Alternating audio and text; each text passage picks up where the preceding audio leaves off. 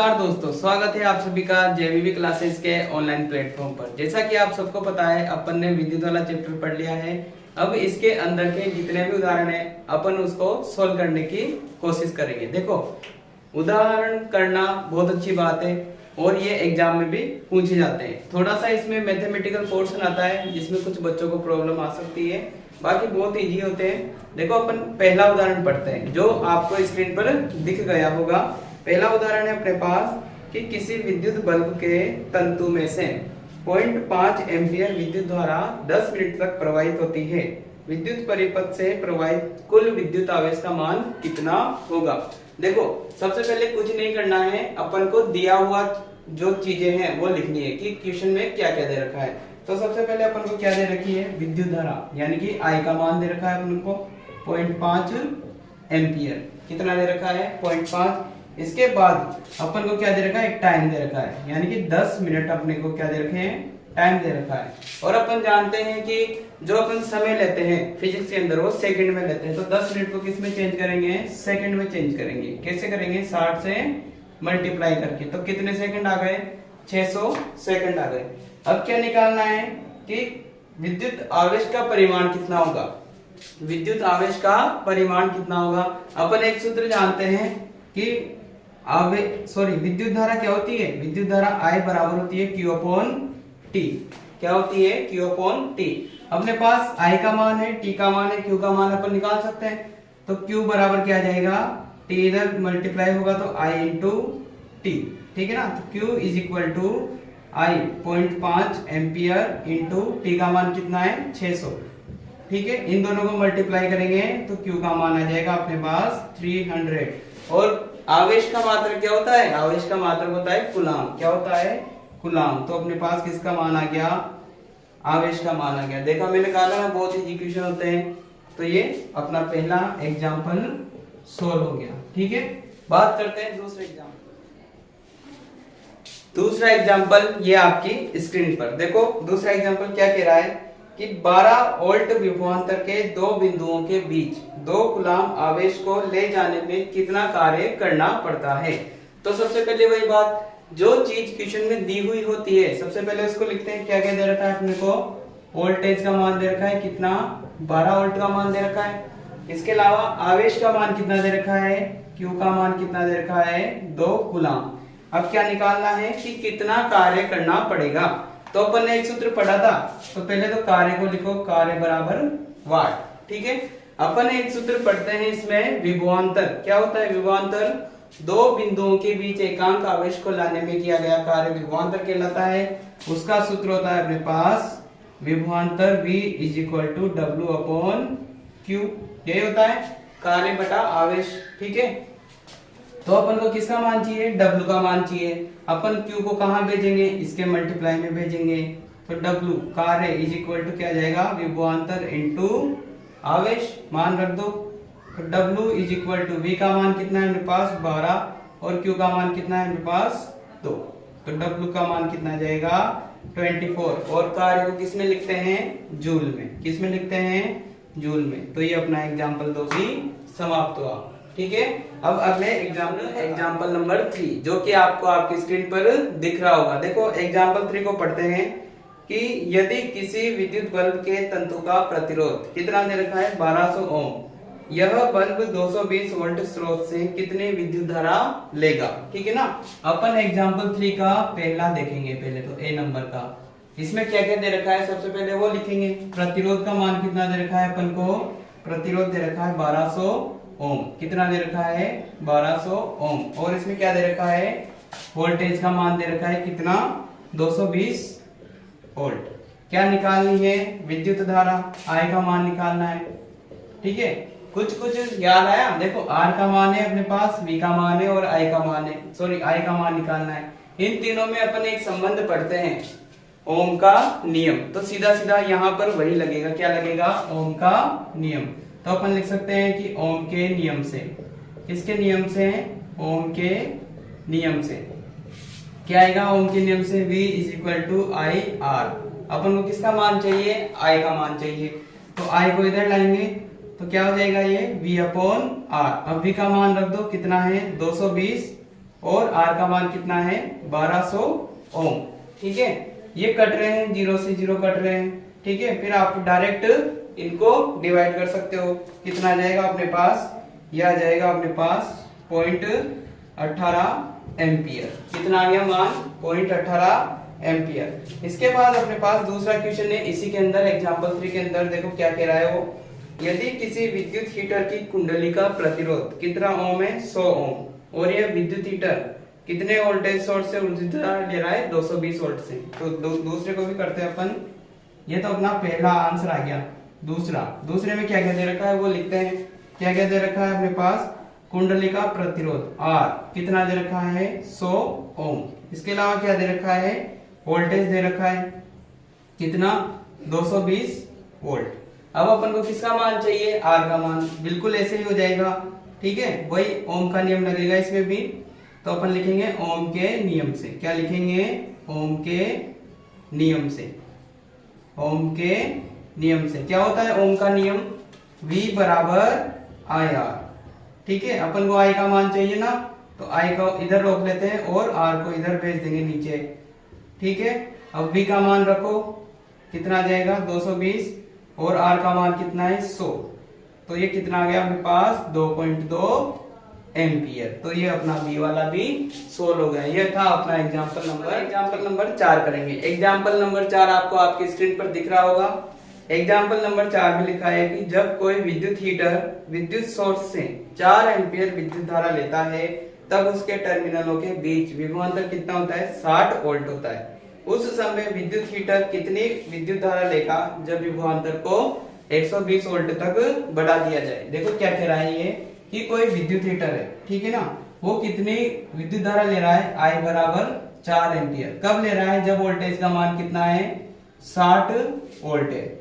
ये कह रहा है कि जब वोल्टेज को 60 से कितना कर देंगे अपन 120, तब ये कितनी विद्युत धारा लेगा, कितनी विद्युत धारा लेगा। अगर यही क्वेश्चन आपके ऑप्शंस वाले क्वेश्चन में आ जाए तो आप डायरेक्ट लिख सकते हैं। अपन ने ओम का नियम पढ़ा है कि जैसे जैसे विद्युत धारा का मान, जैसे जैसे विभवांतर का मान बढ़ेगा वैसे वैसे विद्युत धारा भी बढ़ेगी। तो यहाँ विभवांतर बढ़कर कितना हो गया, 2 गुना हो गया। तो डेफिनेटली I का मान भी कितना हो जाएगा, 2 गुना हो जाएगा, यानी कि 8 एम्पियर आना चाहिए अपना आंसर। ठीक है, लेकिन अपन सोल्व करेंगे ना इसमें। ये कौन सा एग्जाम्पल है अपने पास 4, लेकिन इसको सोल्व करके लिखना पड़ेगा। तो सबसे पहले अपन क्या निकाल लेंगे, इस कुंडली का प्रतिरोध निकाल लेंगे। क्या निकाल लेंगे, कुंडली का प्रतिरोध। तो सबसे पहले ओम का नियम लगाएंगे, ओम के नियम से। किसके नियम से, ओम के नियम से। क्या होता है ओम का नियम, V = IR। तो पहली स्थिति में अपन को ये लगाना है ताकि अपने पास प्रतिरोध का मान आ जाए। तो पहली स्थिति में लगाओ, V कितना है 60 वोल्ट है, I का मान अपने पास 4 है और R का मान निकालना है। ठीक है, तो 4 को इधर भेजेंगे तो R का मान कितना आ गया अपने पास 15 ओम। ये नीचे आएगा ना इसके डिवाइड में, तो 60 को डिवाइड करेंगे 4 से तो कितना आ गया अपने पास 15 ओम। अब ये किसका प्रतिरोध आया, ये आया कुंडली का प्रतिरोध। अब उसी कुंडली में अपन क्या कर रहे हैं, वोल्टेज का मान बढ़ा रहे हैं। 60 से कितना कर रहे हैं 120, तो उसमें कितनी विद्युत धारा प्रवाहित होगी। वापस से ओम का नियम लगाएंगे। अब विभवांतर कितना रखेंगे 120 वोल्ट, प्रतिरोध अपने पास है ही सही, विद्युत धारा का मान आ जाएगा। निकालते हैं ओम के नियम से। ओम के नियम से क्या होता है ओम का नियम, V = IR, ये होता है। अब रखो V का मान कितना आएगा 120 वोल्ट, I निकालना है, और R का मान कितना है 15। तो I का मान निकालने के लिए 15 को इसके बटे में भेजना पड़ेगा। 120/15 कितना आ गया अपने पास, I = 8 एम्पियर। ठीक है, किसी को कोई डाउट, अगर आपको कोई डाउट हो रहा हो तो कमेंट में। अब अपन करेंगे एग्जाम्पल नंबर 5। कौन सा एग्जाम्पल करेंगे, एग्जाम्पल नंबर 5। एग्जाम्पल नंबर 5 आपको आपकी स्क्रीन पर दिख गया होगा। अब पढ़ो, देखो एग्जाम्पल नंबर 5 में क्या लिखा है। किसी धातु के 1 मीटर लंबे तार का 20 डिग्री सेल्सियस पर विद्युत प्रतिरोध कितना दे रखा है, 26 ओम दे रखा है। यदि तार का व्यास दे रखा है, तार का मतलब जो तार की जो मोटाई होती है, ठीक है ना, उसकी ये वाली दूरी, व्यास जानते हो ना वृत्त का, सेम वैसे ही वृत्ताकार तार होता है, उसका व्यास दे रखा है कितना 0.3 mm है। तो इस ताप पर धातु की विद्युत प्रतिरोधकता क्या होगी। विद्युत प्रतिरोधकता क्या होती है, रो। ठीक है ना। देखो अपन सबसे पहले ये लिखते हैं कि अपन को क्या क्या दे रखा है। सबसे पहले अपने तार की लंबाई दे रखी है 1 मीटर, यही दे रखी है। देखो यहाँ तापमान दे रखा है, इसका इस क्वेश्चन में कोई रोल नहीं है, बस उसने ये कहा है कि ताप नियत है, यानी कि ताप कितना है 20 डिग्री सेल्सियस है। उसके बाद इसने दे रखा है तार का प्रतिरोध, R बराबर कितना दे रखा है 26 ओम दे रखा है। ठीक है। ये क्या कह रहा है कि इसका व्यास यानी कि जो डायमीटर है वो कितना है, इसका 0.3 mm है, 0.3 mm है। ठीक है। सबसे पहले क्या करेंगे, क्योंकि अपन जानते हैं कि R is equal to rho L upon A वाले सूत्र में अपन को लंबाई चाहिए और इसका अनुप्रस्थ काट क्षेत्रफल चाहिए तार का। तो अनुप्रस्थ काट क्षेत्रफल के लिए अपन क्या निकालेंगे, इसकी त्रिज्या निकालेंगे। पहले तो R कितनी आ जाएगी 0.3 अपॉन 2, ये आ जाएगी अपने पास 0.15 mm।